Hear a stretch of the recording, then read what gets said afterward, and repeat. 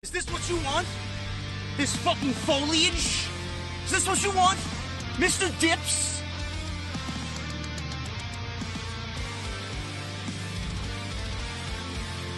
Is this what you want? Me standing in front of EC3 buying designer coats? Is this what you want?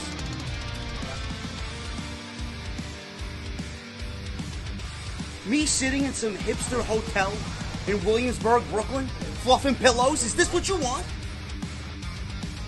I don't believe this. This graffiti art, the hotels, avocado toast. All I want is a fucking Guinness. An ice cold Guinness. What the hell does that mean?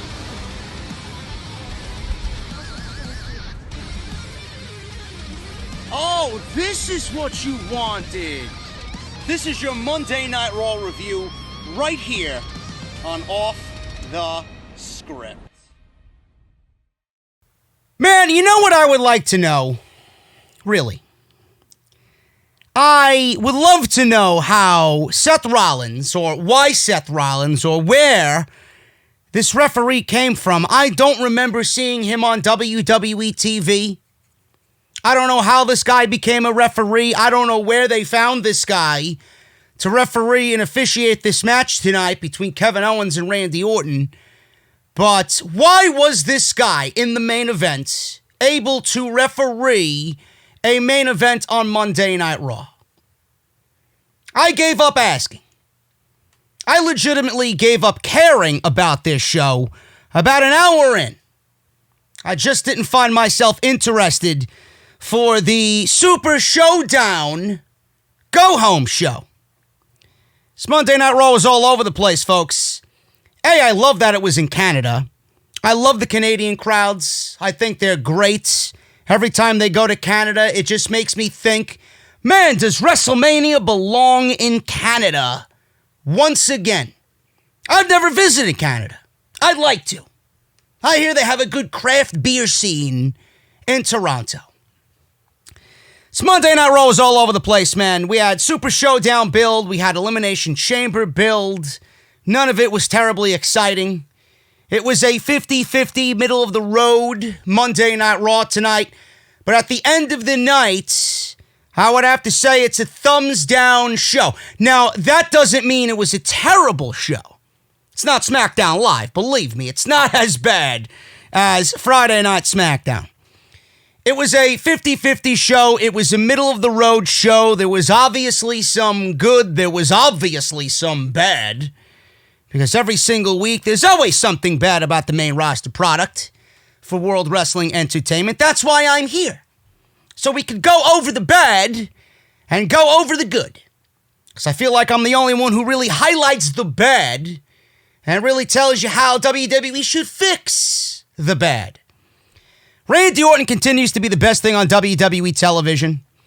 He is at a point right now where his heel heat and his demeanor and his actions and his entire character, he's at a point right now where after WrestleMania, it is going to be very difficult to not want to see him as the number one heel in this company going up against Drew McIntyre for the WWE Championship. And I mean that wholeheartedly. Now, I'm not the biggest Randy Orton fan. I love this version of Randy Orton. I love when he even gets even more psychotic than he does as what we're seeing here. It's just a shell of that. I like when Randy Orton's a little bit more psychotic. And with him just becoming the Randy Orton of old, that legend killer vibe to Randy Orton, it's going to be very difficult to see him on this show and him not vying for the WWE title. I think with his actions, I would have him positioned as the number one heel on this roster and not Seth Rollins to be the first to challenge Drew McIntyre after WrestleMania. He continues to be the best thing on this show, and they're chugging along until we get Edge back. I got news on when Edge is returning to Monday Night Raw. We'll go over that tonight on the podcast. But first it was Matt Hardy. Then it was Kevin Owens. And next week, it's going to be Beth Phoenix. I'm going to tell you right now that if I don't see an RKO from Randy Orton on Beth Phoenix next week on Raw, I'm going to be very disappointed. I mean, it speaks for itself. It books itself. Beth Phoenix, she was in the Royal Rumble. Listen, we'll talk about it. She was in the Royal Rumble. She was bleeding most of the match. The woman is a beast. She can handle one little RKO from Randy Orton. I hope to see that next week. He continues to be the best thing on this show. Angel Garza continues to prove why he is the second coming of Eddie Guerrero. The guy is fucking great. He is absolutely phenomenal in that ring. One-on-one with Humberto Carrillo tonight. And they really did have a great match. We'll go over what those two guys did and what WWE is possibly going towards as we head to WrestleMania in Tampa. Kevin Owens and Randy Orton in the main event. Seth Rollins is still feuding with Kevin Owens, as we've seen at the end of the show. Don't know where that's going to end up. We'll talk about that. WWE seemingly giving away a WrestleMania-like match next week with Aleister Black and AJ Styles on Monday Night Raw. We had AJ Styles tonight attack Aleister Black for absolutely no reason.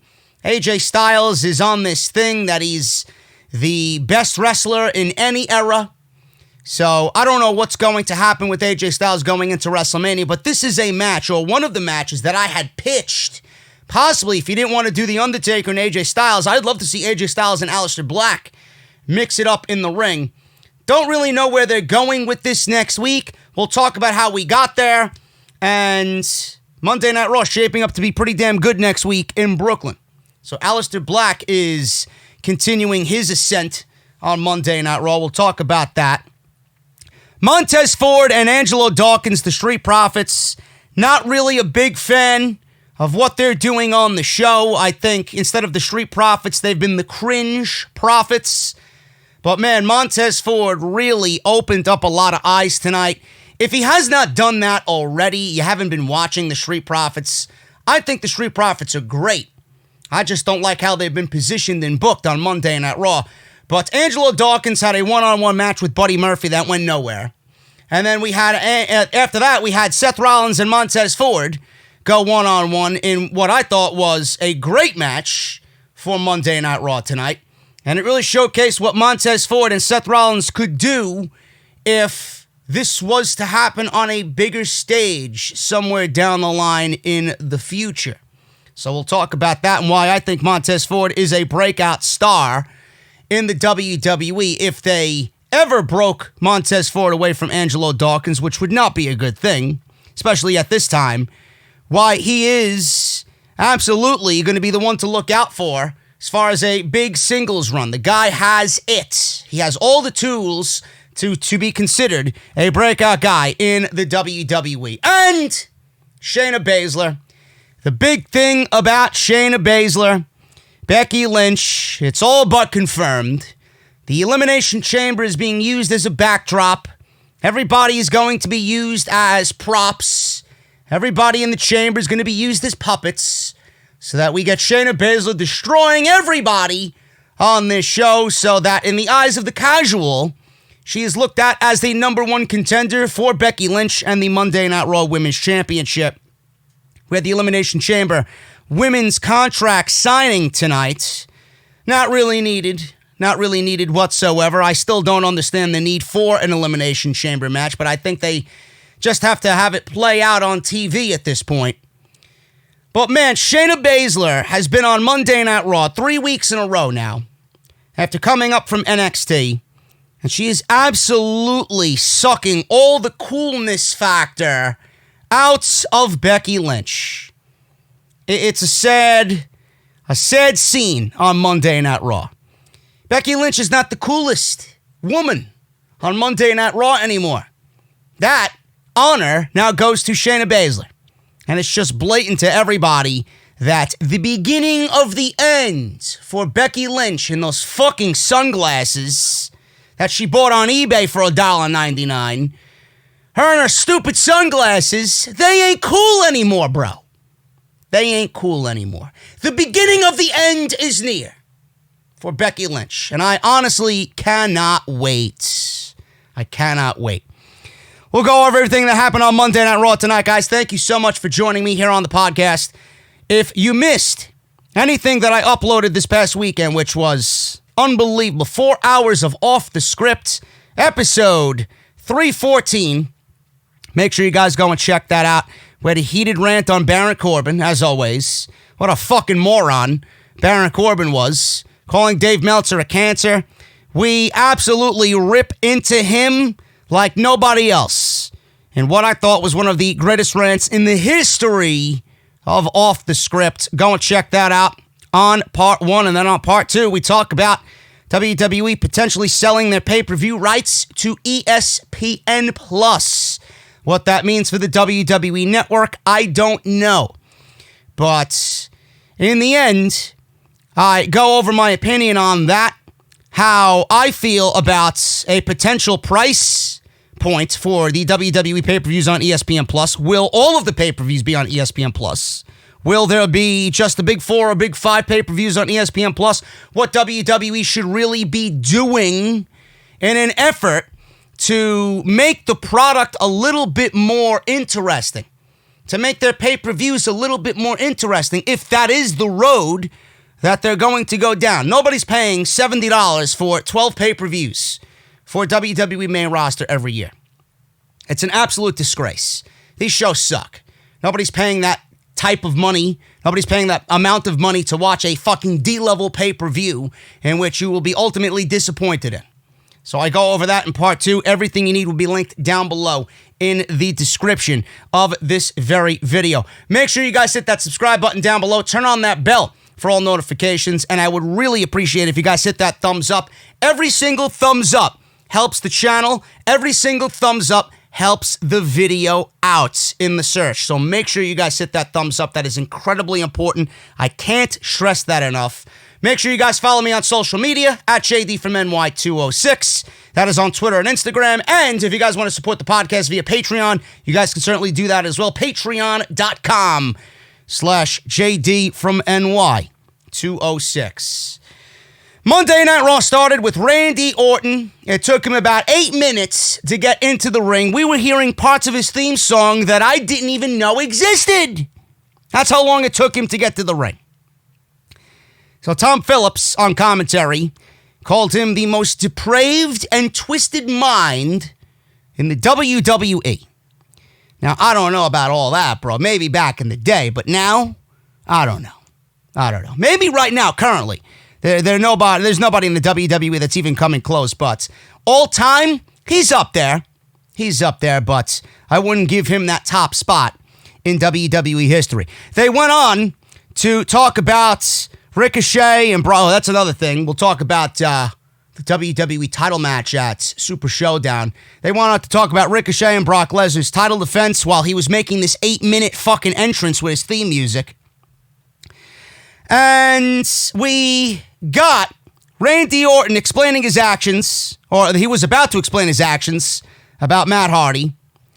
And I need to apologize, says Orton. I'm definitely not the most sentimental of men, but to say the least, my emotions have become unbalanced. This morning, once I arrived at the venue, I was told that it had been 15 years since Monday Night Raw had been in Winnipeg. So I actually liked this little historical fact here. I thought this was great. Somebody in creative or somebody backstage was legitimately doing their job by putting this in Randy Orton's promo tonight. So 15 years since Monday Night Raw has been in Winnipeg. I would have been 24 years old, he stated. He said at that time he was the Intercontinental Champion and he was also punched in the face by a certain man who would eventually save me from myself. Who would eventually save himself from his self-destructive tendencies, who he eventually learned to love like a brother. His name was Adam, he said. But all of you know him as Edge. So fans are chanting, "We want Edge." He said Edge can't be there tonight because of what he did to him almost a month ago. He said he knows fans could never understand why he did what he did. And I don't really understand the logic. Yes, I understand everybody sees an action like that. to Edge after 9 years, and the first question that pops into your head is why? Do you even really want a why as to why Randy Orton did what he did? Legitimately, ask yourself that question. Do you even want a why to why Randy Orton did what he did? Do you expect him to give you a reason? What do you expect the reason to be if he does give it to you? You see, folks, I don't think at this point I want a why. I think everybody watching kind of understands why Randy Orton did it. And I'm going to reveal a little something to you guys here that you might not hear anywhere else on another YouTube video here tonight covering Monday Night Raw. The reason why Randy Orton did what he did to Edge, the reason why Randy Orton did what he did to Matt Hardy, the reason why Randy Orton is going to do what he's going to do to Beth Phoenix next week, keeping my fingers crossed on that one, is because Randy Orton is a prick.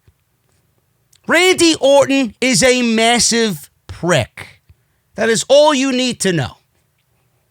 What other explanation do you need? Randy Orton doesn't need to give you an explanation. He has been the biggest dick in WWE history. That's why he did what he did. Let it be. Just let it be. So, fans are chanting Edge. People are then booing him. Said he knows fans could never understand why he did what he did. But what I did, I'm very sorry for, he says. I'm truly sorry from the bottom of my heart. And I am truly sorry from the bottom of my heart that I give a view to SmackDown on Fox every Friday because Bruce Pritchard and his creative prowess are absolutely god-awful. So then Kevin Owens comes out and he marches to the ring. It's going to be Orton and Kevin Owens face-to-face to begin Monday Night Raw. So obviously, with Monday Night Raw being in Canada, Kevin Owens had a massive reaction from the Raw crowd. Fans are chanting Kevin Owens. Kevin Owens paused, let the chants of his name soak in. He said he's been dealing with a lot of delusional people, including AOP, their little Buddy Murphy, and Seth Rollins, but he's putting that aside this week, which ended up being a lie, but he's putting it aside this week, and how gracious of him to not have it happen this week, because it's absolutely played out by this point on Monday Night Raw. Putting it aside, because he realizes he has an issue with him. He said he just heard him apologize for what he did to Edge. Here's the thing, though, Randy. I don't think that you meant your apology. He asked Orton to drop the act and tell him why he did it. Again, bro, Randy Orton is a prick. Simple. Orton said, you don't want to go down that road. He said he really does want to go down that road. He said he remembers what it felt like sitting at home watching Edge retire. And this is where things got good. This open to Monday Night Raw was awesome because of the emotion and the realism that Kevin Owens put into this promo. Remember when I reported on Off the Script this weekend, one of the stories on the podcast was Paul Heyman wants to script his superstars on this show a little bit less. These are two guys on the brand that do not need scripts. And that's the way this segment on the show felt. This felt from the bottom of his heart. This felt like he went out there knowing what he wanted to say, and he delivered it in the most realist way possible. It came off genuine. At this point, I was already wrestling for a living, grinding it out on the indie circuit, but my goal was always to get to WWE. He said he watched Edge retire. He said it sucks for Edge, but it also sucked for him and the fans because he would never get to share the ring personally with him. He said when he watched Edge return at the Royal Rumble, he was excited for Edge, but also that he'd get to step in the ring with him someday. Then Orton took that away from him. He asked him again, why did you do it? Randy Orton asked, you think you know me? Obviously, that is the beginning line in Edge's theme music. So that was a nice play on words there by Randy Orton. You think you know me? He said Edge thought he knew him too. Again, Randy Orton with the cryptic one-liners here. Not really giving you any insight to why he did what he did. Kevin Owens said fans are sick of seeing them talk, so how about they fight? He threw the microphone down. Orton said he's on, but not right now. And then he immediately escaped the ring, did Randy Orton. He jetted out of the ring like a typical heel would. This was awesome. This got the point across. It continued the Randy Orton feud with Edge without Edge being there. Edge is supposed to return March 9th. So he is supposed to come back March 9th, which after the next Monday Night Raw, that would be the Monday Night Raw after the Beth Phoenix face-to-face with Randy Orton. They announced Beth Phoenix for Monday Night Raw next week. And I forgot what year it happened on Monday Night Raw. I'm thinking maybe 2012, 2013. I'm terrible with this type of thing. But I hope, and I'm keeping my fingers crossed because this would cross the line to get people that salty on social media. How could he? He's a fucking demonic asshole. This guy's got to be stopped. Blah, blah, blah. It'll be playing into the heartstrings of people who legitimately take everything that they see on this show to be real. And it would trigger them so badly that it would make me sit back. I'd be the one wearing the fucking Becky Lynch sunglasses, drinking my coffee on Monday night next week, laughing at the reaction this would get. And I'll be sitting there enjoying and soaking up every minute of it. If I do not see an RKO on Beth Phoenix next week, I will be one disappointed pro wrestling fan. Remember when Triple H was handcuffed to the ring ropes, the turnbuckle? And Stephanie McMahon was in the ring, and Randy Orton DDT'd her. That was an absolutely glorious moment. I forgot what year it was, like I said, 2012, 2013. But if we don't see something similar to that with this storyline with between Edge and Randy Orton with Beth Phoenix, I'm going to be disappointed. It has to happen. It has to happen. It books itself next week. So please, Paul, somebody, Vince, whoever's in charge of the show, if anybody's listening to me, it needs to happen. I hope that somebody's on the same page already and you guys already got that book 7 days in advance. That needs to happen. Edge will come back on the 9th, the week after, and things will be explosive on the road to WrestleMania. It needs to happen. This was a great open. This really set the table for next week, set the table for the rest of the show between Randy Orton and Kevin Owens. This was great. I love the vibe that Randy Orton's giving off right now. I love that Kevin Owens came off very genuine in his feelings about Edge, watching him retire, watching him as a fan. He said he entered the Royal Rumble, or he was getting ready to enter the Royal Rumble, and he didn't even want to enter the Royal Rumble because he wanted to watch the Rumble as a fan. He wanted to watch the Rumble as a fan. He didn't even give a shit at that point because Edge came back and he was able to do the thing that he once loved so passionately, and it was taken away from him for 9 years. Randy Orton is so good right now in this role on Monday Night Raw. It's giving me vibes of what he used to do back when SmackDown was actually decent. You know, when he was feuding with Jeff Hardy and he was sticking screwdrivers in Jeff Hardy's ear. It was great. It was great. He's got that number one heel-like mentality back. And there are rumors, which we'll talk about on this weekend show, of Seth Rollins being the number one heel to challenge Drew McIntyre for the WWE Championship. That is an absolutely awful idea. That's a fucking terrible idea.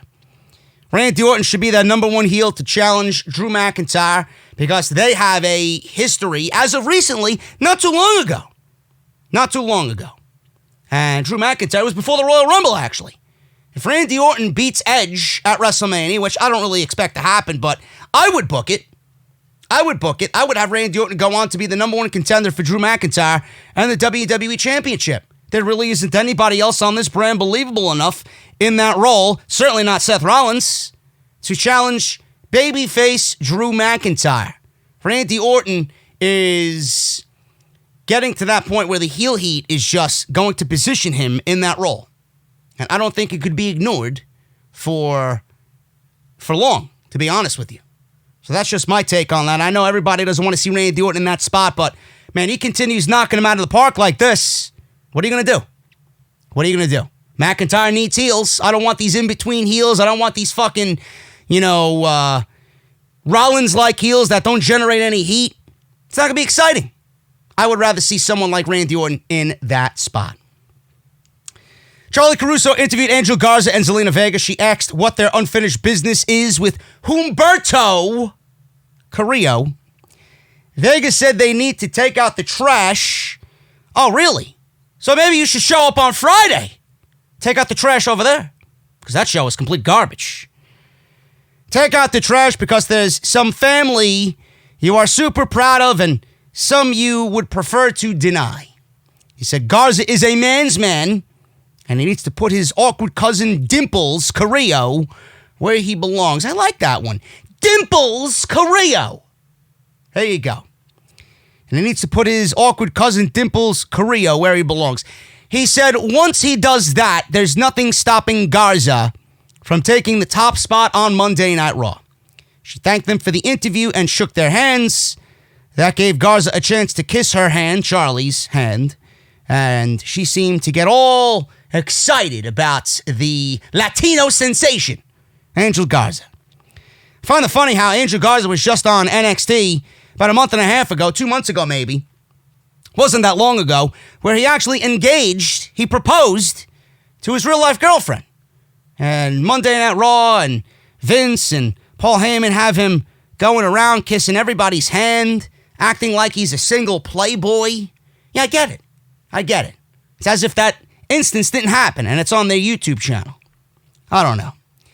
But Angel Garza, man, another thing I was thinking about with Angel Garza, no matter how phenomenal he is, how soon will it be before WWE or Vince, because this is his thing, he's got a thing with chopping people's names in half, how long before we just know him as Garza and not Angel? I don't think I could get over that one, man. I really don't. Please, Angel Garza, keep it. Now, I just put that out there in the universe. Watch next month after WrestleMania. It's gonna be just Garza. I hope not. Angel Garza versus Humberto Carrillo. This opened Monday Night Raw as the first match on the show. This was actually very good. Angel Garza is phenomenal. Humberto Carrillo, I give Humberto a lot of shit on this podcast. I give him a lot of shit on this channel. But I got to give him his due here, man. The guy is very good. And this was one of those nights where I looked at Humberto working. Some scary spots in this match, but the guy knows how to work. Not taking that away from him. I'm not taking the talent that he possesses away from him. But I got to be honest with you, man. Ask yourself this question. Do you see Humberto Carrillo as the United States champion? I don't. At this point, I don't. I don't even think this year I don't. Now, matches like this will help get him over. It's funny, man. Angel Garza is so much more over as a heel than Andrade ever was on Monday Night Raw. I don't know why that is. Actually, I do know why it is, but WWE just let Andrade down. They mishandled Andrade right from the get-go. Angel Garza seems to be getting more love from Monday Night Raw creative as of late than Andrade ever got. I don't know why. But right now, Garza is looking much better than Andrade. And I honestly think, this is just me talking, you guys might think the same way about this. I feel like working with Angel Garza, being that he's more over as a heel with the fan base, he's getting the right reactions per the fan base, it's actually working for Humberto. It's working in his favor. It wasn't working with Andrade. They put on some decent matches, and I just could not bring myself to care. I still don't care about Humberto. He's great. He knows what he's doing in the ring. He's not bad. He's not bad at all. But I can't find any reason to care about Humberto Carrillo. They've done nothing to tell me why I should care about Humberto Carrillo. All I get is that he's got dimples and that he's a great high flyer. That's it. Angel Garza, on the other hand, this guy's the future. This guy's a stud. This guy deserves the attention. He's got everything right now going for him. There were two spots in this match that made me cringe legitimately. There was one dive to the outside by Humberto on Angel Garza that he landed wickedly on the way down. His shoulder and his head hit the barricade, and it just looked nasty. Then there was another spot later on in the match where Humberto dove over the top rope. He was on the apron. He did this handstand. He was literally upside down, his head on the mat. Angel Garza kicks this guy in the face, and his entire head turns to the side. I don't know what you guys were thinking during that spot. If you guys watched the show tonight, you know what I'm talking about. That could have went wrong in so many different ways. If his neck falls any way, the guy's paralyzed. That shit made me cringe. Cringe in the worst way possible. These guys look like they were shooting on each other. These guys look like they were working legit stiff on each other. Those two spots were scary as shit. It ended up resulting in a 15-minute match to open the show, and I thought it was great. This is one of the best matches that I've seen from Humberto Carrillo on Monday Night Raw. So, Humberto landed a Spanish fly after a second commercial break. Started to make a comeback, scored a 2 count off the Spanish fly. Humberto climbed to the top rope. Vega got on the ring apron and distracted Humberto. Garza then gave him a leaping uppercut, and then he followed up with a Spanish fly off the top rope for his own and got a 2 count off the Spanish fly. I love the top rope Spanish fly, man. It really is nice, especially when they know how to execute it. This is what I've been saying about Charlotte Flair, who we did not see on the show, thank Christ, tonight. I would love if Charlotte replaced her shitty moonsault with a Spanish fly. That she does good. That she does very well. I think it would be in her best interest to replace the moonsault with a top rope Spanish fly, but that's just me. So they went back and forth, counter for counter, in a string of near falls, and Garza eventually rolled up Carrillo, hooked the tights on one of the near falls, and got the 3 count. This was a lot of fun. And if Garza is going to continue on this string of momentum, I could absolutely see him as the United States champion. I really could. I don't know what they're doing. In fact, I could see a triple threat match happening between Garza, Humberto, and Andrade at WrestleMania. Maybe you add Rey Mysterio into this mix, being that he's teaming up with Humberto next week against Angel Garza and Andrade. That should be a fantastic match in Brooklyn. Maybe add Rey Mysterio, making a fatal 4-way for the United States Championship. I take that. I'm not big on the multi-man matches at WrestleMania, but I would absolutely take that for the United States Championship. If it makes sense, I would be willing to, not complain about a multi-man match in that instance. I think that would work great, and those 4 guys in the ring at WrestleMania, that's got the potential to steal the whole show. So we'll see what happens, but obviously these guys here tonight, Garza and Humberto, are going to factor into the United States Championship. We will see how it ends up being at WrestleMania, but this was a lot of fun between Garza and Humberto Carrillo. Ricochet is challenging for the WWE Championship at Super Showdown.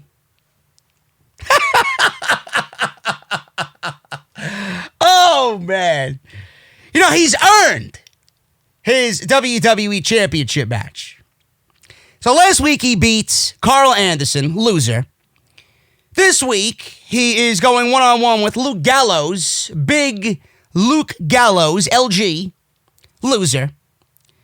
And I find it funny, man, how WWE brags about the OC, and the OC brags that they are the best tag team in the world.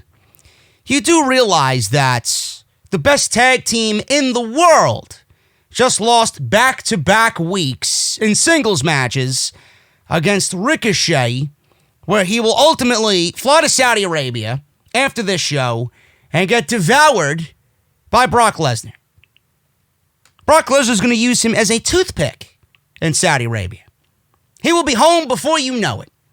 If the match doesn't end in 8 seconds, I'm going to be very disappointed. I don't even want to see a match between these two. I don't. Ricochet has done nothing in the weeks leading up to this to showcase to me that he deserves or belongs in this match with Brock Lesnar. Now, why did we need Ricochet beating the best tag team in the world? Instead of booking Erick Rowan versus Aleister Black for a second week in a row, why couldn't you book Ricochet against Erick Rowan? Erick Rowan's a loser anyway, so having him lose to Ricochet would have looked a lot more impressive for Ricochet, in my eyes. Because the OC sucks. The OC is terrible. So this one went to Ricochet in 5 minutes. He hit a super kick and then a recoil, and then climbed to the top rope and hit a shooting star press for the win, and that was pretty much it. Do you still believe in Ricochet and Brock Lesnar? I don't. I don't at all. I'm telling you right now, I made this mention a couple weeks ago. Kofi Kingston was embarrassed in 7 seconds at SmackDown on that debut episode where Brock Lesnar devoured him and won the WWE Championship. Now, Kofi Kingston is Kofi Kingston. Whether you like him or not, he was the WWE Champion for 6 months. Ricochet should lose in 5 seconds. This should be a recoil attempt into an F5. 1, 2, 3. Brock Lesnar's back on his private jet coming back to the United States. Simple. Move on. We don't want to see any more than that. Ricochet is a loser on this show. And I like Ricochet, but they have not positioned him at all, for this match. And he still looks like a loser. They have not done anything to make him believable whatsoever. So backstage, the OC is reacting to Gallows' loss. Gallows and Anderson were arguing when AJ Styles yelled, "Enough! Come on! Aren't you guys the greatest tag team in the world?" No, you're not. You're not. You're the biggest losers in the world. I don't know about the greatest tag team in the world. Then act like it. Oh, they certainly did, Styles. They certainly did. Styles said a miracle could happen at Super Showdown and Ricochet could leave Saudi Arabia as the WWE Champion.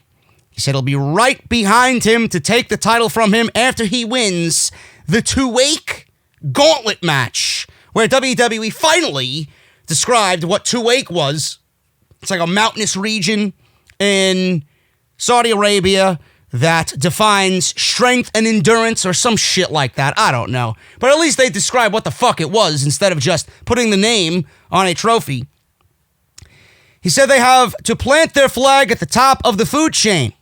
Aleister Black then started to walk by because he was getting ready for his match with Erick Rowan again for a second week in a row. Styles called him out and said after winning a couple of matches, Aleister Black thinks he owns this place. Styles says they're the official, the only, and the original club that matters. I know I got that backwards, whatever. They're not the only club that matters. They're the only club that I know that are losers. Then they attacked him 3-on-1. They left. And Aleister Black was selling the effects of this attack. He was struggling to get up. He looked like he was drunk. And then that was it. I'm like, ooh, look at this. They're possibly teasing a program during WrestleMania season with Aleister Black and AJ Styles. That'll be fun. So I was wondering where they were going with this. So we go to hour 2. Lesnar and Heyman walked out, and they're in the ring. Fans were cheering Brock Lesnar because he's a hometown guy. He lives in Saskatchewan, so they were cheering the hometown guy. Now, Heyman introduced himself. He said, for years, people have tried to brand themselves with catchphrases. He said Lesnar doesn't need a catchphrase. He said Lesnar doesn't take an opponent to Suplex City every night. So when it happens, it's special.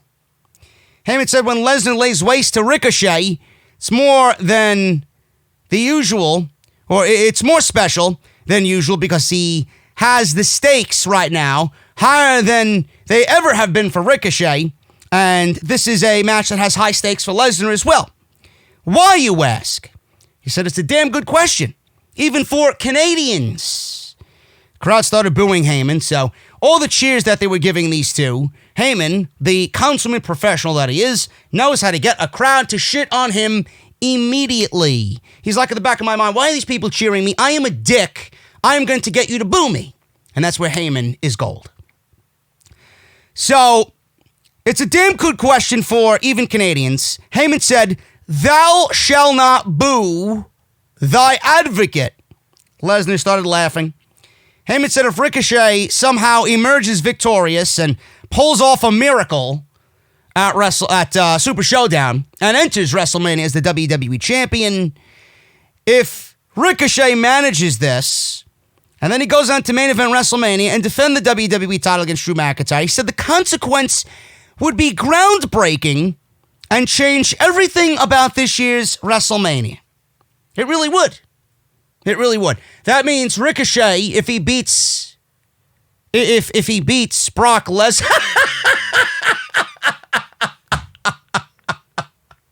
If he beats Brock Lesnar. If McIntyre and Ricochet is the world title match, which I'll talk about in a little bit because McIntyre was actually interviewed by Charly Caruso on this show. If it's McIntyre and Ricochet, then that means after Tyson Fury defeated Deontay Wilder on Saturday night, WWE could be open to booking Lesnar versus Tyson Fury at WrestleMania. How many of you did I just give an unknown disease to with that lasting image of Tyson Fury and Brock Lesnar in WrestleMania? Awful. I hope to God not, man. I really hope to God he has no role at WrestleMania. But he said it would be groundbreaking and change everything about this year's WrestleMania. If that happens, he said, and then he goes on to give the line of the night, if my aunt has balls, she'd be my uncle. But she doesn't, so she's not. This is what Paul Heyman said in regards to Ricochet beating Brock Lesnar at WrestleMania. Oh, man, the thought of that is just so comical. It really is. If my aunt has balls, she'd be my uncle, but she doesn't, so she's not. And Lesnar was laughing, and the commentary team were laughing, and this is why Heyman is gold. This is why Heyman is fucking one of the greatest of all time on the microphone. Said Lesnar is going to take Ricochet to Suplex City, F5 him, and pin him 1, 2, 3, and then go on to WrestleMania. Lawler was proclaiming that the aunt line was awesome.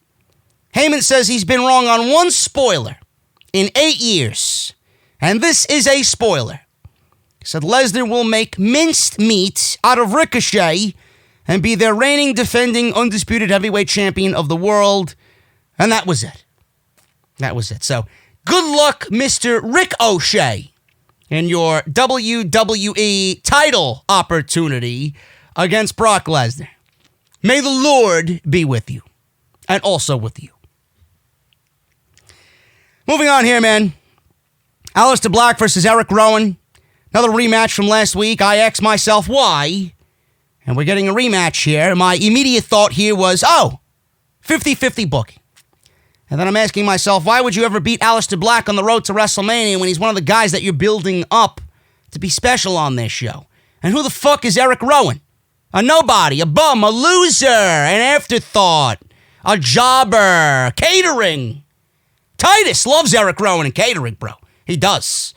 I don't know what the fuck's going on in catering, but apparently Titus has his own menu for whatever's in that cage in catering. The menu is so secret, it's like In-N-Out Burger, bro.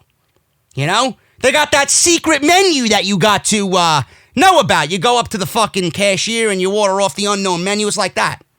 So Titus has its own secret menu for whatever's in the cage. A spider, a snake, or whatever the fuck's in that cage. It might be a bat. It might be Shayna Baszler. Who the fuck knows what's in the cage? You know? But, yes, this is inside information. This is pertinent inside information that you guys are not going to hear anywhere else, man. I divulge the secrets of Titus Catering every week. Who else does this in the IWC? Nobody. Aleister Black versus Erick Rowan. Now, obviously, Black was selling the effects of the AJ Styles and the OC attack. Let me take a sip of my cold beverage because I'm going to go on a rant here. Now, I don't understand why I seen what I seen here, but I want to ask a very important question here to you guys watching the show tonight.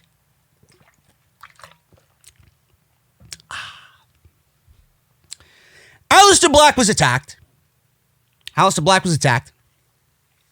So, in my eyes, if I'm booking this, if I am the booker, if I am the head of creative on this show, Why did Aleister Black make his regular ring entrance during this match with Erick Rowan?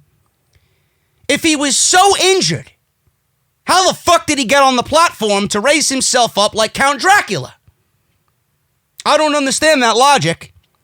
Would it have killed you to have Aleister Black come out limping and dragging himself to the ring to sell the attack by the OC? Why did he need to go through his regular, every week entrance on this show before this match?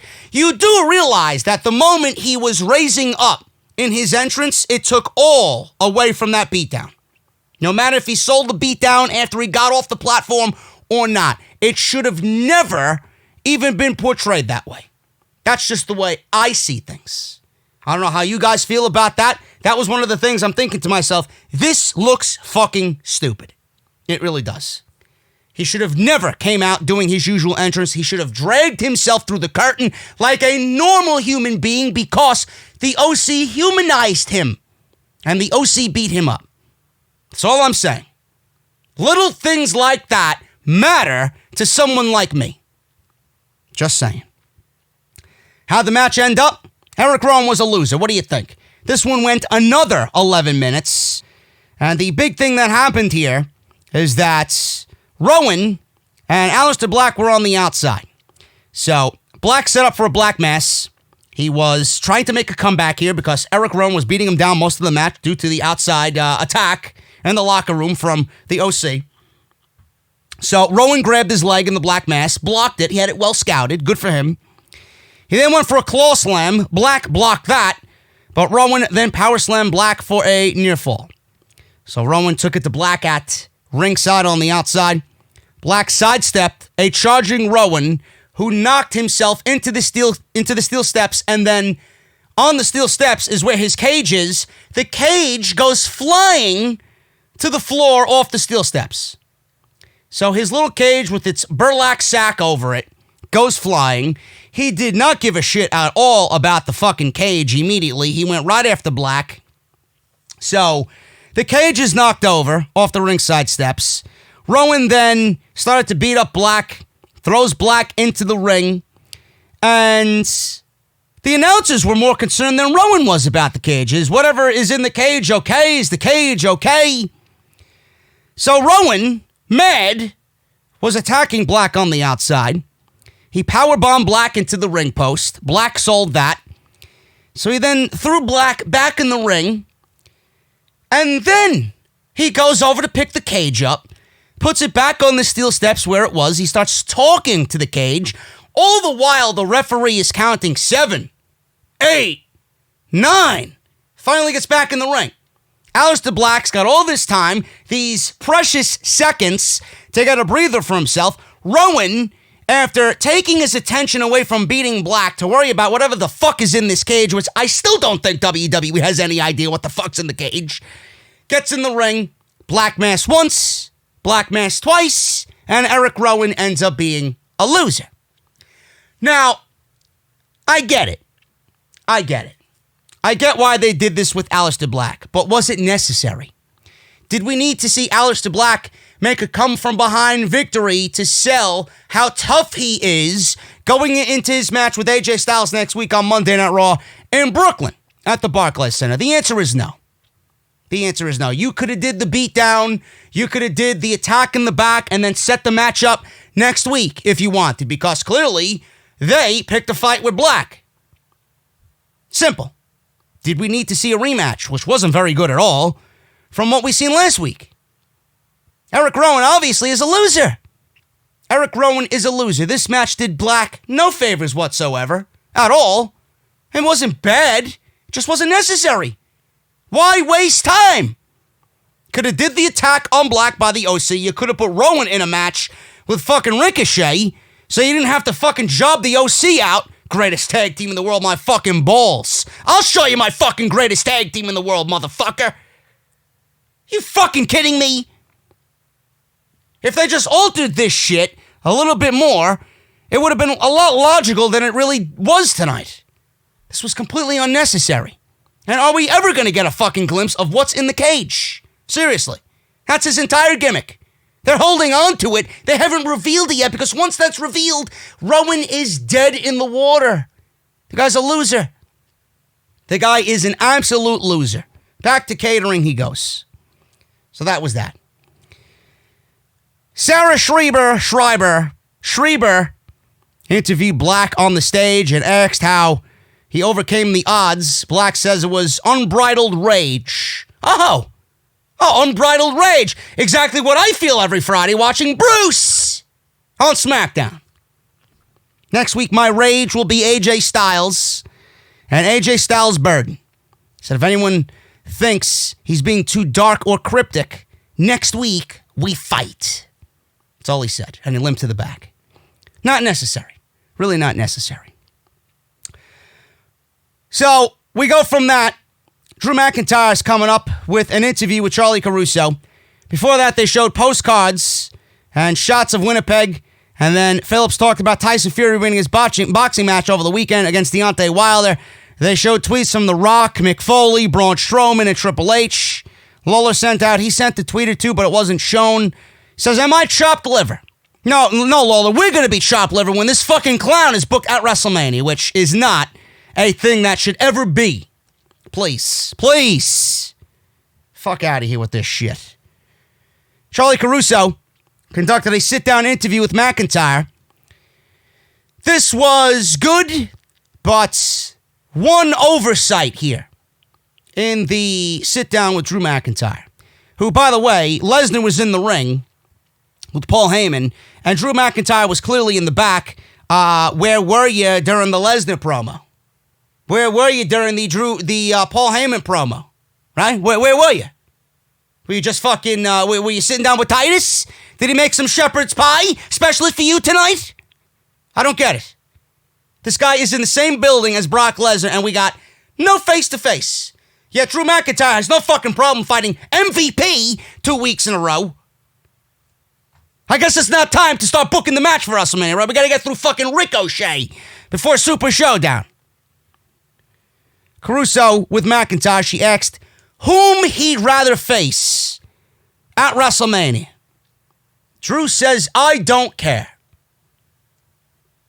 Says he doesn't care.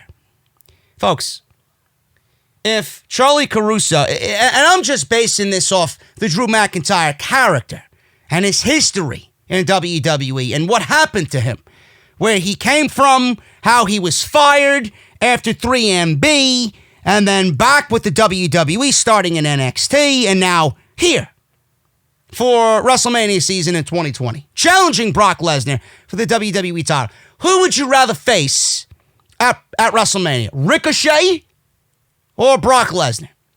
Now, the simple answer here, the easy answer is, for anybody, is Ricochet. I would rather face Ricochet because it's an easy win. But they're not going to do that because then that's going to make Ricochet look like a fucking dweeb, a fucking geek, going into his match with Brock Lesnar on Thursday. But I don't know why they gave him the answer of, or he gave the answer, or scripted him to give the answer of, I don't care. Of course you fucking care. This is the biggest match of your life. This match is a statement for all the fucking failures that you've compiled in WWE. All the failures that WWE has brought down on you. Now you don't care? This is a guy you eliminated and took great pleasure in eliminating at WrestleMania. You won the Royal Rumble to fight to win the shot to challenge this guy. Now you don't fucking care who it is? Of course you fucking care. Of course you should care. The answer should have been, Charlie, I would love to fight Brock Lesnar. And state the reasons why. State the reasons of, this is going to be my biggest test yet. If I defeat Brock Lesnar, it erases everything that has happened to me in the past. Or something along those lines. Him not giving an answer is completely fucking idiotic in my eyes. It really is. I don't know what you guys think about it, but I see that as an oversight. He should have immediately name-dropped Brock Lesnar. And again, he couldn't really say, I would rather challenge Ricochet because Ricochet is easier than Brock Lesnar. That makes Ricochet look like a fucking geek. That makes Brock Lesnar look weak. And if he says Brock Lesnar, then that's going to mean Ricochet is completely irrelevant going into his match on Thursday. So they had to give him the answer of, I don't care if it's Ricochet or Brock Lesnar. How about not ask the fucking question, period? That's my answer. Anyway, he said it was promised to him once, but it never materialized. Caruso then asked him to expand on that. He said 13 years ago, at the age of 21, he debuted, and he said Mr. McMahon proclaimed him the chosen one and the future of the company. He said he's won 0 world titles since then. 0 world titles since then. As hard as that is to admit, he says there's only one person I can blame for that. It's me. You won 0 world titles in this company, and you are the one to blame for that? Now, I don't anticipate this guy. I don't expect this guy to come out on Monday Night Raw and say, well, I won 0 world titles because of WWE's shitty creative, but I find it completely comical that WWE had this guy go out there during this interview and said the reason why he hasn't won any world championships was because it was his own fault.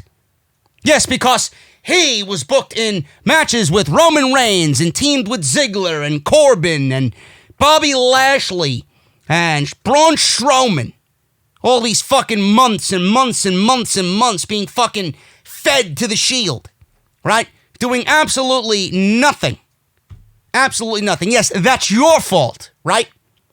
Now, all of a sudden, WWE is positioning this guy as the number 1 contender for the WWE title. And now, since all this good stuff is happening, he looks back at his past and thinks the reason why I haven't been here sooner was because it's all me. Really? Did WWE, are they to blame for putting you in 3MB, or are you to blame for being in 3MB? I don't understand. Yes, you are to blame for being in one of the shittiest gimmicks that this company has ever seen with 3MB. 3MB. By the way, I seen these 3MB clips that they played on Monday Night Raw tonight with Heath Slater and he who shall not be named, Mahal. One of the worst title reigns in the fucking history of this company. Folks, I don't believe I'm going to say this. And I know someone is going to text me, how dare you put this poison into the environment. But can you imagine? We didn't see Jinder Mahal in the Royal Rumble.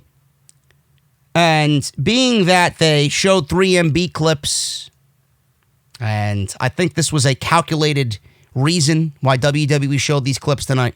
Can you imagine Drew McIntyre winning the WWE title and out on the Raw after Mania, Jinder Mahal attacks Drew McIntyre and that is his first program for the WWE Championship? Drew McIntyre versus Jinder Mahal for the WWE Championship on Monday Night Raw. May God rest your souls. Seriously. Or bless your souls. I don't know. May God strike me dead if that's the fucking case. Holy shit. Can you imagine? This is what I'm thinking about while I'm watching these 3MB clips and I see Jinder Mahal playing fucking air guitar on Monday Night Raw during these highlight clips. My God. Now I put it out there. Watch it fucking happen. Watch some fucking geek in WWE creative. Oh, Vince, we gotta do Jinder Mahal against Drew McIntyre. You know? Oh my God.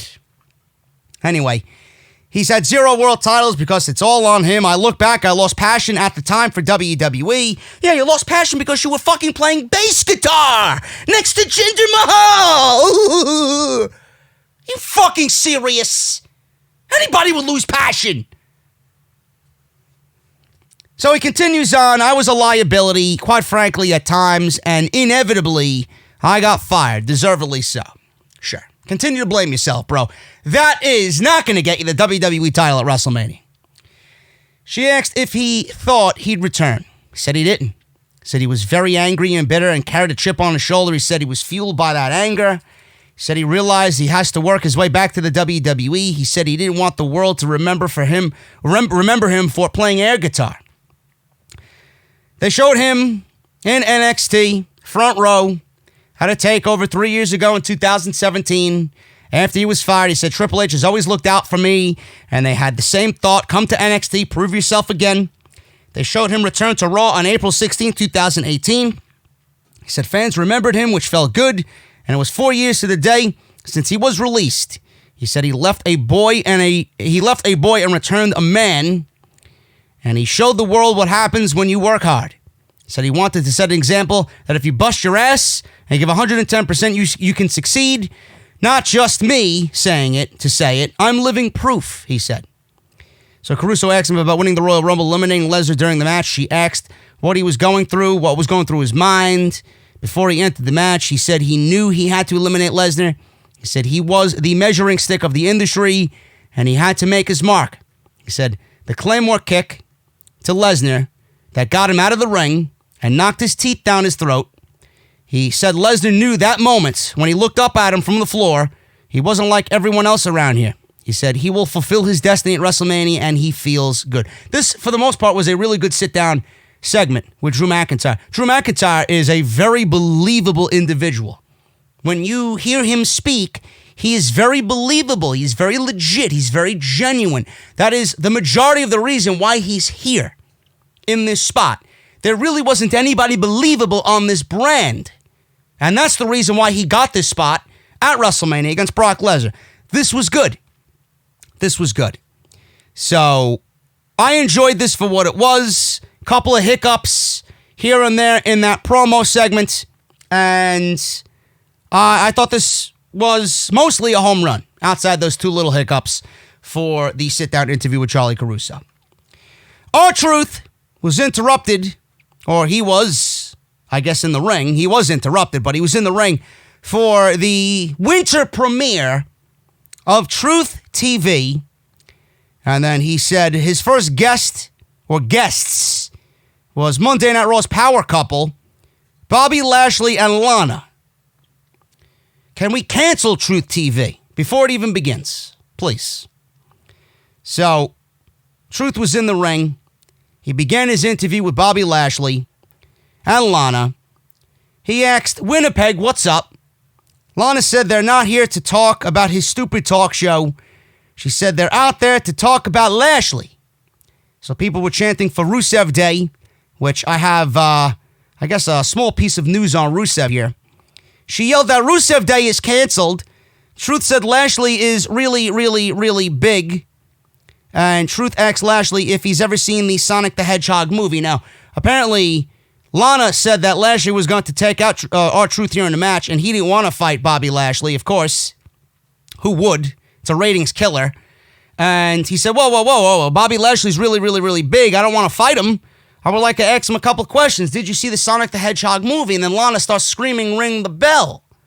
So we get a match here between Lashley and Truth that really didn't matter to anybody. Lashley wins with a spear, and that was it. We had R-Truth trying for a attitude adjustment.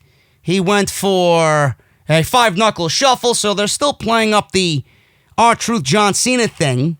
Well, nobody knows what John Cena's going to be doing at WrestleMania. We can only hope it's the fucking Fiend. It's the only thing that makes sense on this WrestleMania card.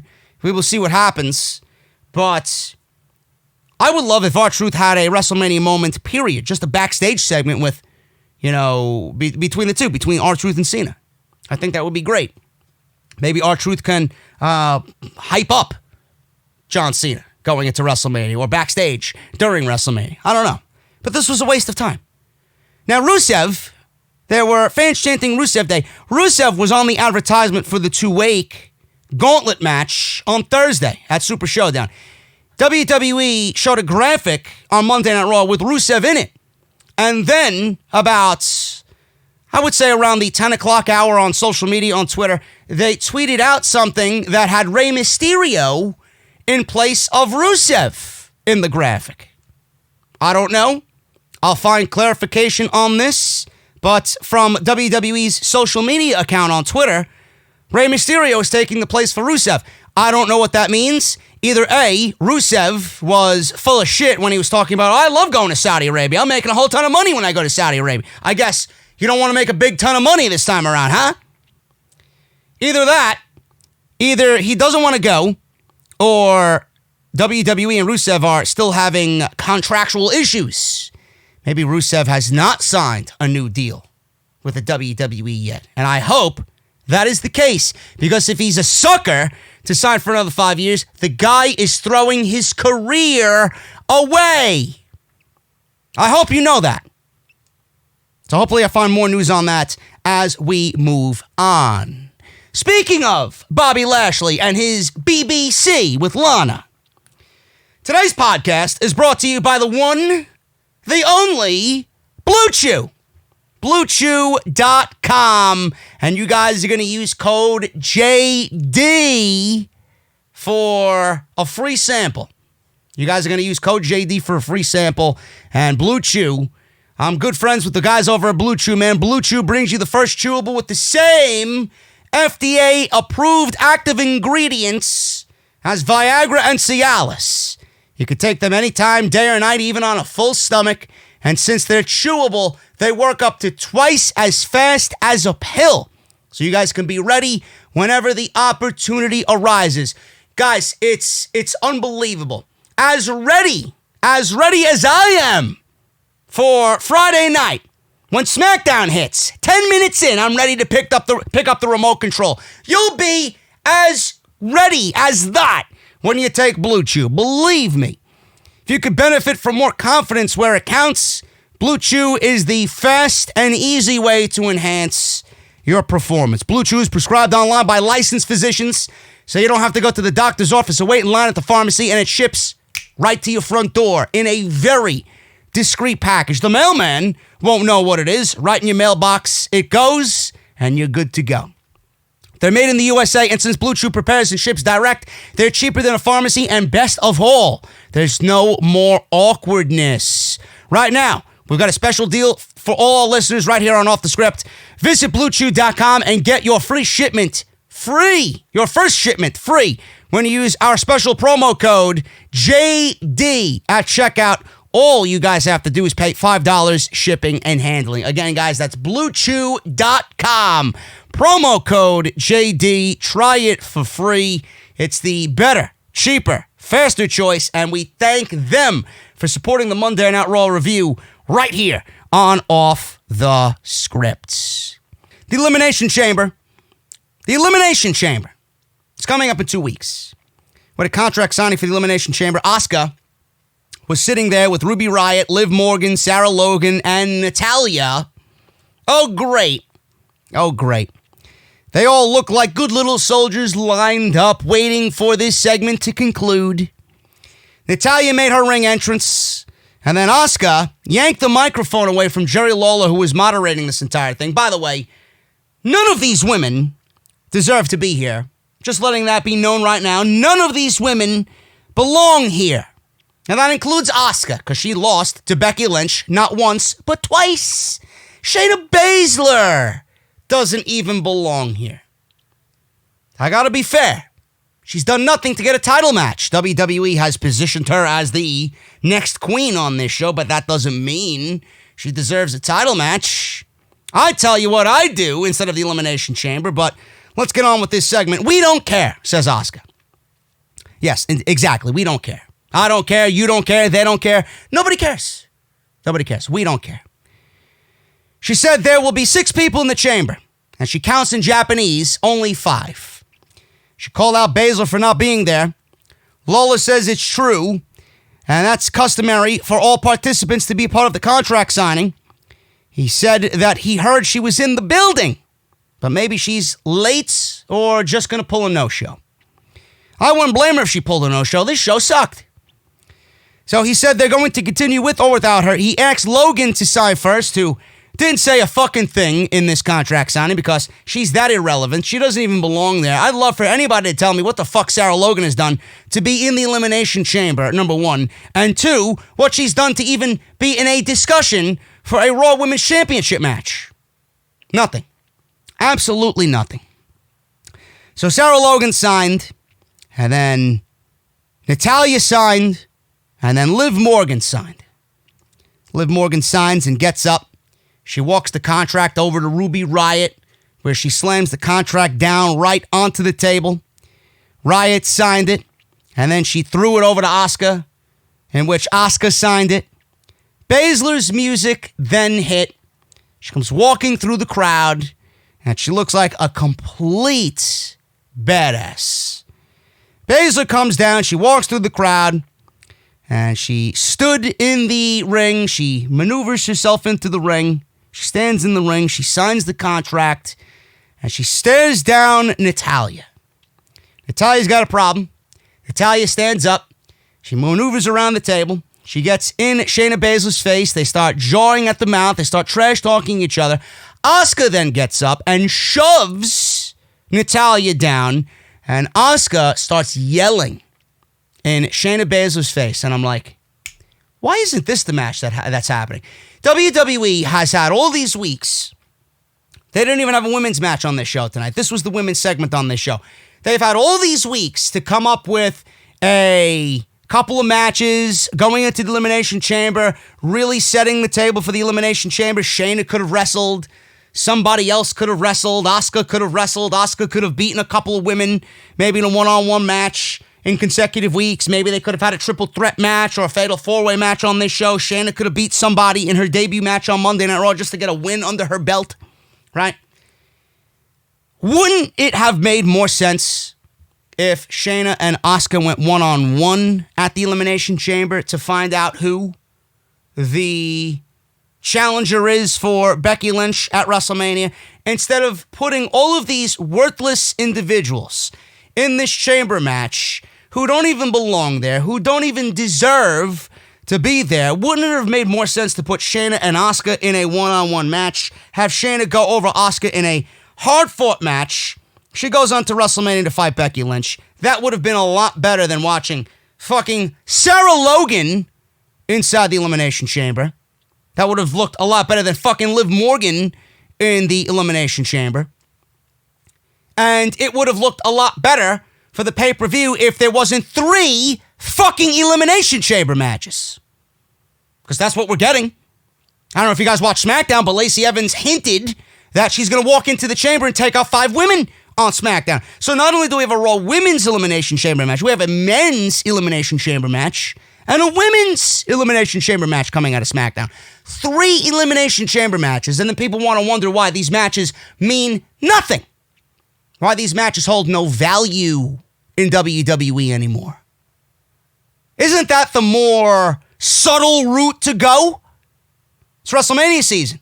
It's the last pay-per-view before WrestleMania. I would gladly take Shayna versus Asuka to determine who is next in line, instead of 5 women that we all know are going to be used as fucking puppets for Shayna Baszler anyway. The match is predictable in a bad way. I don't get the point. It is completely irrelevant, but I guess WWE has to play it off or play it out on TV. Now, there's no doubt in my mind that we get Shayna and Asuka as the final 2 in this Elimination Chamber match. If it's anything else, it's fucking a downright sin. It's criminal. Shayna and Asuka as the final 2, with Shayna tapping out Asuka with the Kirifuda clutch. That's the ending that we see in the Elimination Chamber. I just don't think why we need the other fucking 4 women who've done absolutely nothing to even belong there. That's just my take on this. This was a fucking waste of time. It really was. Out comes Becky Lynch. She's wearing these fucking sunglasses. She's wearing these sunglasses that she got on eBay for 99 cents. She bought them from some fucking idiot, some 13-year-old idiot who thinks he's fucking cool. She's wearing these sunglasses. She walks gingerly down the ring, smiling with the championship around her shoulder. She gets in the ring, and her and Shayna Baszler start fighting after the contract signing was over. So Lynch tackled Baszler. Baszler got up. She slammed Becky Lynch down to the ground. There was some ground and pound. Baszler came back and slammed Lynch, mounted her. Some punches, security, and some producers ran out to the ring to pull them apart. The fans started booing and chanting, "Let them fight." Lynch broke free, but they were separated quickly, and then they cut to a commercial break as this chaos was being maintained. Folks, God, I fucking hate this show. I hope there's somebody else in the community that's going to complain about this on top of what I'm about to say here. Because if you don't, you're a fucking idiot. You are a complete blithering idiot. I don't know what the fuck you're watching. Becky Lynch was bit in the back of the fucking neck by Shayna Baszler. Blood everywhere. Okay? This woman stole an ambulance to take herself to the hospital, drove the ambulance back to the arena to claim that she's going to destroy Shayna Baszler. Then she comes out with a bag of money, paying her fine immediately for what she's going to do to Shayna Baszler. And then on tonight's show, what does she do, folks? What does she do? She walks, not runs, walks down to the ring with her fucking sunglasses on that she got at fucking Dollar Central. Her sunglasses, smiling. And she walks down to the ring to tackle Shayna Baszler. This woman should have been wielding chains. This woman should have been wielding a kendo stick. This woman should have been wielding a chair. This woman should have been wielding some sort of fucking weapon. Running to the ring. Yet we get Becky Lynch walking to the ring wearing her cool meme sunglasses. Folks, Becky Lynch is becoming a fucking child right before our very eyes. I don't know what you're watching, but I don't know how you look at this childish version of Becky Lynch standing next to Shayna Baszler after the 3 weeks we've seen of Shayna Baszler.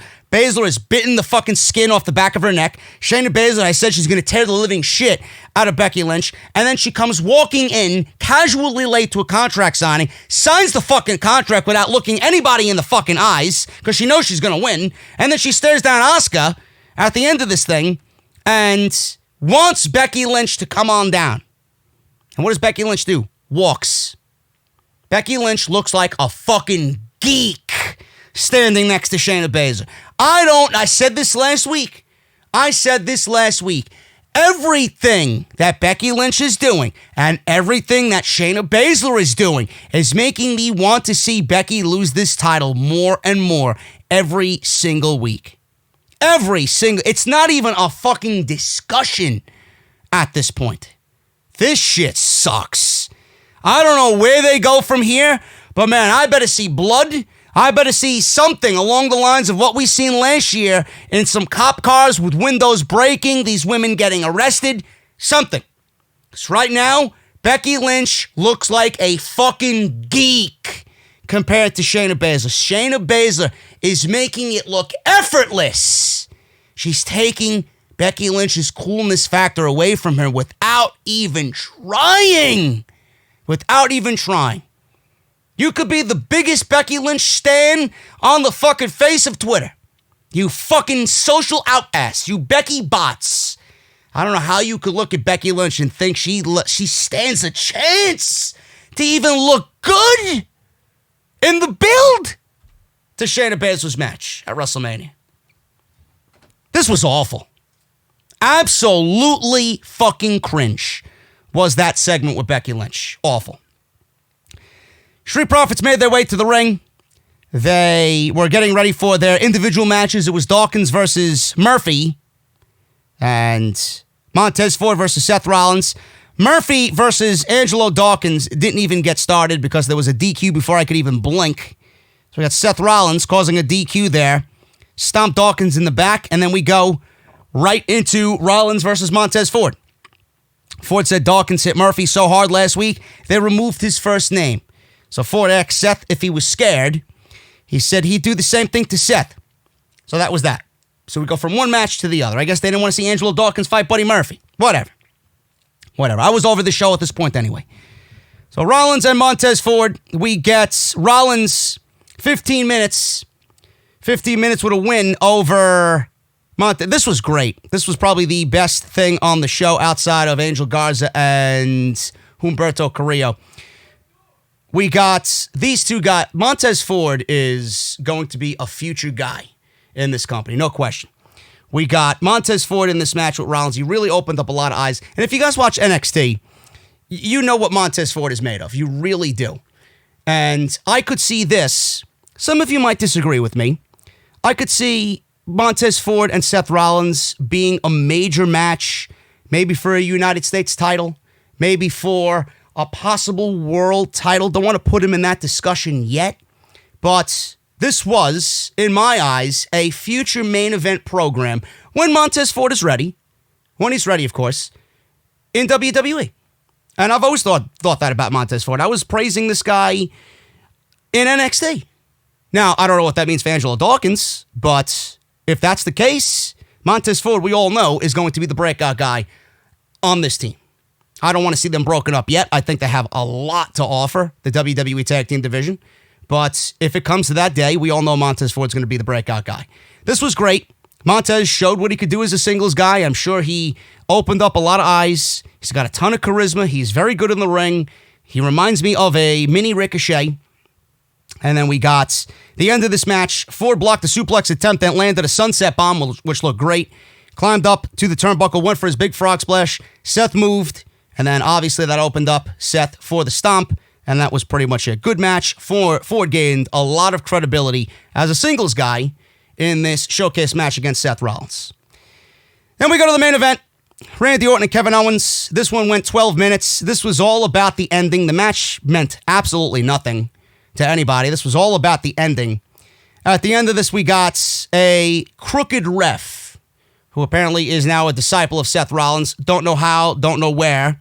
I don't think I remember ever seeing this guy. So we get a super fast 3 count by the referee.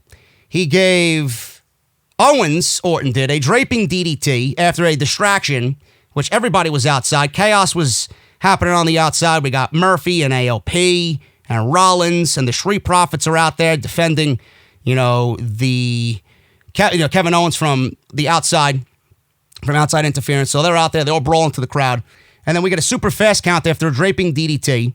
Nobody knew what happened. I legitimately had my head down, and we have this happening. I'm like, what the fuck just happened? I had to text my buddy Jesse what happened. He says, crooked ref. So Lawler was saying, even I don't have any excuses for what we just seen. Everybody was confused. So at this point, the referee screwed Kevin Owens out of this match. Seth, on the outside, slid 2 rings into the chair. Kevin Owens got up, picked up a chair. Referee yanked the chair out of Kevin Owens' hand. Orton turned. He left. Kevin Owens then grabbed the ref and threw him into the ring. Tore his shirt off. Underneath his referee shirt, he was wearing a Monday Night Messiah t-shirt. And then Seth from the stage says he doesn't know what this is about. He doesn't know what this is about. He had nothing to do with it. The ref was begging Kevin Owens not to hurt him. Fans were cheering. And then obviously Kevin Owens gave him a stunner. And then Kevin Owens pulled out a table from underneath the ring, gave this guy a power bomb. And Rollins was yelling at the ramp as the show went off the air. This is a good human being, Kevin. You got a problem with him, you got a problem with me.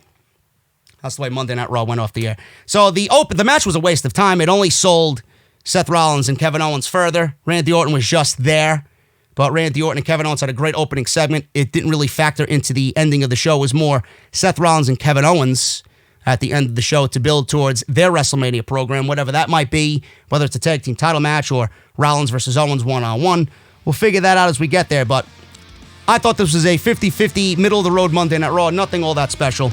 And hopefully, going into New York, they're setting a show up for a good show, man. There's some decent stuff happening next week. Beth Phoenix is going to be there. Got that big tag team match with the Latinos. Humberto and Rey Mysterio versus Andrade and Angel Garza. Should be great. Aleister Black versus AJ Styles. That's a WrestleMania caliber match there. Going to be good. Hopefully they could knock it out of the park in Brooklyn next week. And that's obviously going to be following up Super Showdown. Guys, I'm getting out of here. Thank you guys so very much for joining me. And if you did enjoy the podcast, let me know what you guys think down below and hit that thumbs up and hit that subscribe button as well to subscribe for more content right here on the channel. Guys, I'm getting out of here, and I will see you right back here on Wednesday for the Go Home Show on Dynamite for AEW Revolution. Until then, enjoy your Tuesdays, and I'll see you right back here on Wednesday for Dynamite.